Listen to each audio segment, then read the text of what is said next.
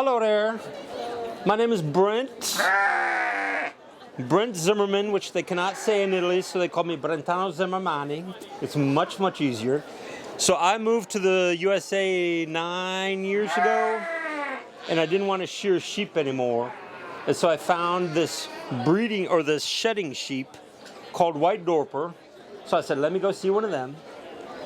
And I got them just so I didn't have to shear them. And then I learned I had moved with Rhinebeck in my backyard for the Sheep and Wool Festival. So everybody wanted wool, so I'm just representing the sheep at the Sheep and Wool Festival. So these are White Dorpers. I've had sheep 35 years. This is probably the 8th breed I've dealt with or had, and they are by far superior in my at this age and whatnot. So they are a cross between, they come from South Africa, they're a cross between, don't pee on the mic, they're a cross between Dorsets, if you know Dorset, the English breed, big animals, very nice, and fat-tailed Persian sheep. So they have the Dor from Dorset and the Persian Dorper, and they come in the white-headed or the black-headed. I prefer the white-headed just because I like that whole uniform thing. I grew up with Holstein cows and they drove me nuts just with the color patterns. So I've got, I started with these, I started with 30 in 2015, I think. And then I did a lot of upper breeding and whatnot. I got up to 350 of this breed. But then the COVID came along and we had to take it down a bit, whatnot. So the Dorper, like Dorset and Persian. Dorper. Yeah. So in my previous life as a shepherd up on a mountain, I never had fences. So I just had to take my sheep out every day and just graze them on the mountain. And so I got a big place here, and it also doesn't have fences. So I got these Dorpers, best flocking ability, apart from the shedding, best flocking ability of any sheep I've ever worked with. So when there's one sheep here, there's all the sheep there. So I help a lady out, she's got fin sheep, and nothing against fin sheep, but when you go to her farm, there's one over there, two way over there, one over there. These guys are always together. I don't need a herding dog. I just call them and they come to me. So the friendliest sheep, I spend a lot of time with my sheep. I'm in the barn all day long. So they are the friendliest of any breed I've ever dealt with. A lot of sheep farms, you go lean on the fence and the sheep run to the other side of the field. You lean on the fence of my house, they all run over to see what's going on. So it's gotta help them live longer. It's gotta help the taste of the meat. They just don't have that fear factor. They're easy to train. Like I was telling a couple of people, I started halter training her yesterday, which was a big mistake, but that's all the time I had. And she's great. So this particular subject, she's 5. She's had 8 babies so far. Hopefully I can keep them around till they're 9, 10, or 11. They're very productive. They get more productive as they get older, as some sheep do. Not everyone, but a lot of them. So she'll have a higher percentage of twins and triplets as she does get older. I don't keep any triplets on them because it's just too much for them to handle. So friendliest, best flocking, and without the wool. I don't know if it's because they don't have the wool, but best tasting lamb I've ever had. A lot of lamb dishes, just calls for a jelly and a sauce and a mint and a this and a that. This one, don't add anything but salt, pepper. So good. It's so good. So my product is meat because I don't have wool to sell. And I have to figure out, how many lambs I have born. As a sheep farmer, I got to figure out how much money I need to pay for everything. So I have to put a percentage into breeding stock that I can pay for a nice, or sell for a nice price. How many I can have processed and sell by the pound, which is the second highest payer, except the money trickles in. It doesn't all come in at once. Then the private sales, and then anything you have to drop at an auction, which is the least amount. But it's a quick dollar. So my Dorpers, that's basically all I have. Is that awful? It took like 8 minutes. Maybe I talked too fast. What would you like to know? So they say because the lanolin, there's no lanolin in the lamb or in the sheep, that the meat tastes better. It doesn't have that greasy fat when you get them cut up. Seriously, this isn't gross, but I could cook a pork chop, sear the fat, cut it off, and eat it later. It's so good.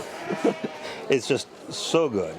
Treat yourself and find out the breed of sheep that you're putting on the plate, just so you know what the taste difference, because they really are huge. And I love all sheep. They're all beautiful, and they've all got a commercial purpose, but theirs is give me twins, fat twins. They grow pretty fast. They're born small at about 4 or 5 pounds, but I can get probably by 5 months, we're 80 pounds average. I've had some at 105 pounds at 5 months old. 130 pounds isn't unheard of at 8 months. So there's a lot, and they have a very large percentage, because you see she's solid. So their value is in that product, and she's a very solid animal. And they don't put the extra energy into the wool growing. They will grow a carpet back, we call it, on their back for the winter. It looks kind of ratty. So in winter, they don't look so nice. In springtime, they're starting to shed out, and they'll lose it in chunks. So I don't have 350 sheep losing a whole pelt in one day. They lose a handful here and there. The only problem with them, may I say, your fences have to be strong, because they will rub against all the fences just to get the wool off. So that's the only defect. Otherwise, they are the best sheep on the planet.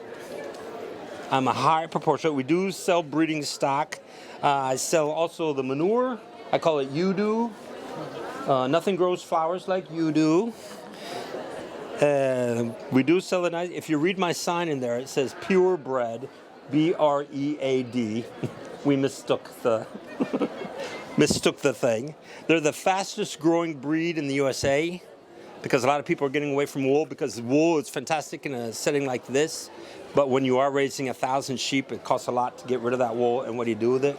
I was in Italy for 25 years, shearing 180 sheep every year, and I used it for olive tree fertilizer. That's what I moved here. I said, no way, I'm not shearing anymore. So, of course, now that I have the wool festival, I want to get wool sheep. But that's a bit down the line. So the highest, I had them up to 350 breeding ewes, but then during the COVID, I took that down a bit. I got about 150 now. They do breed out of season, so they're polyusterous. You can breed any month, and they will give you a lamb. Out of season, they have a higher percentage of singles. So if you think she's going to give you 2 lambs every 9 months, that isn't really realistic in my experience. I don't give any grain. Well, I have grain on the farm, but it's not a general rule that I feed them grain. They just look like this on grass and hay. And what was I saying about grain? Why did I bring that up? Doesn't matter. They're pretty economical to keep. They get fat on the grass. New York has fantastic grass. It's not humid where I was for the last 25 years, so our fields they look like this. So trying to fatten sheep on yellow grass. And then I get to New York where it's just green all the time. Fantastic. So it makes for very, very fast growing. And I'm very observant. I'm in the barn all day. This is what I do full time. So if you stay ahead of the problems, sheep are pretty easy. If you have an off-farm job and you come back on Friday, go, oh no, what have I done? So you just I'm an animal person, so I know what to look for. I can tell when they're acting different. Then you can figure something out. You had a question, sir? Yeah, I was wondering, you mentioned you really don't like shearing. What is it you don't like about shearing? And also, that it surprises me that the wool goes to waste, because you would think there would be plenty of demand for people who want to make sweaters and clothes. Well, he asked about the shearing and why I'm not into it that much. Well, I hand sheared, not electric, but with the hand clippers. And that's okay. You can do that when you're young and you're excited and you want to participate. But there was no demand for the wool, 0. So if I paid somebody $2 or $3 per sheep, I couldn't sell the wool for anything. So that's why I did it by hand, and we just use it for fertilizer. Now there is huge wool markets. Look at this place today. A lot of money is exchanging hands because of the great wool market. But it doesn't take a lot of sheep to produce a lot of wool for what we're doing here. So if I have 300 sheep, I wouldn't have a hand spinner or knitter market for that. There might be people who do it, and good for them. And there are. I know them. But as a general rule, you really have to concentrate on the wool side to make the wool pay. So if you had, you'd probably do better. I hope nobody's listening professional. But if you had 10 or 20 really nice wool sheep and you really work that wool, you can make pretty good money. But you got to have your people lined up and ready to buy, because you'll see how many producers there are out here. You just have to be very good at it. I like being good at anything, and I'm not, but I like to be really good at everything. But with the wool, you have to be so good and market your wool to make the money that's going to pay for the time that you put into it. Because if you start knocking it down by the hour, like, okay, it took me 20 minutes to get it off, or it took me an hour to clean it up, it took me, half of it I had to throw away. It does add up. So you have to have such passion, and sheep is a passion world. So you don't do this because you want to get rich. I mean, I could stare at sheep all day long. Yes? Are there any winter considerations in this area, given they don't have... I didn't hear it. Are there any winter considerations for keeping short-haired breed over the... What does that mean? Like, during the winter when it gets really cold, do they get cold? Do you have to do anything different? Oh, winter. Winter. Oh, I didn't understand her accent. So she asked about winter, and is winter a hard keeper? It is not, because they get a big covering on their back, a little bit down the sides, and my sheep have access to indoor or outdoor, and they're mainly sleeping outdoor in snowstorms. So they handle that pretty well. They also handle the humidity well, so they can, it's a great sheep for any weather, basically.